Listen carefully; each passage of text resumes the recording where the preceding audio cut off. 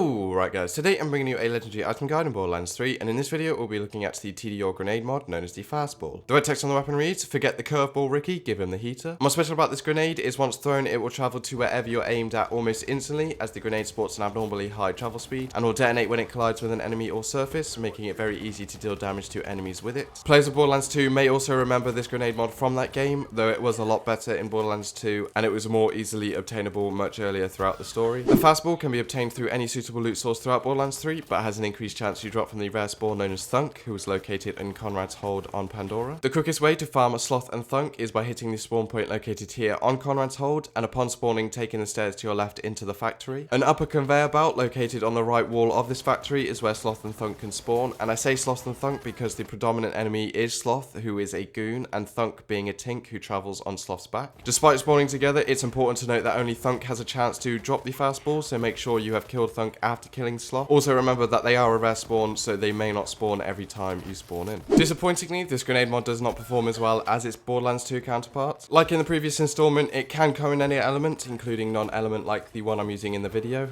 which can make the grenade mod useful in more specific situations, like if you're fighting predominantly flesh-based enemies, then an incendiary fastball would be capable of dealing more damage than one without an element. On Mayhem 3, the damage is quite lackluster, with most enemies requiring 2 to 3, and some of the tankier enemies like badass enforcers taking up to as many grenades as you can carry. Before using the grenade, I respect my Moes to help with grenade use by increasing splash damage and increasing my grenade capacity as much as possible. The skill known as Means of Destruction is also very helpful as it gives you a chance to regenerate grenades if you deal splash damage to an enemy. Even with going in prepared, I found I was running out of grenades too quickly for my liking, despite having a max grenade carry of 14. This made me play a lot more of a conservative playstyle, whereby the grenade was more of an assisting feature to my arsenal opposed to the main battalion. On Moes, I gave myself as much splash damage potential as possible, so when I wasn't using grenades, I could regenerate as many grenades as possible until I next needed them. With this, I found myself using grenades on fresh targets as I was firing, with it acting as additional damage to help start depleting an enemy's health, and I have to say it was an extremely satisfying way to play. The damage was still not there, but being able to have a head start when I began to fire a new target really feels rewarding, as it's an extra step I have to take in order to get the greater damage, opposed to the weapon I'm using having massive damage in the first place. Overall, while unfortunately it doesn't live up to itself in Borderlands 2, I would say it still has a place in Borderlands 3. Where you may not be able to use it as a primary damage source like a Merv Hex, it sits as a helping hand to the damage you deal with your weapons. If you don't have this grenade mod, I recommend you go and pick it up. But other than that, that's it for the video guys. I hope you found this useful. Make sure to subscribe for future legendary item guides on my channel.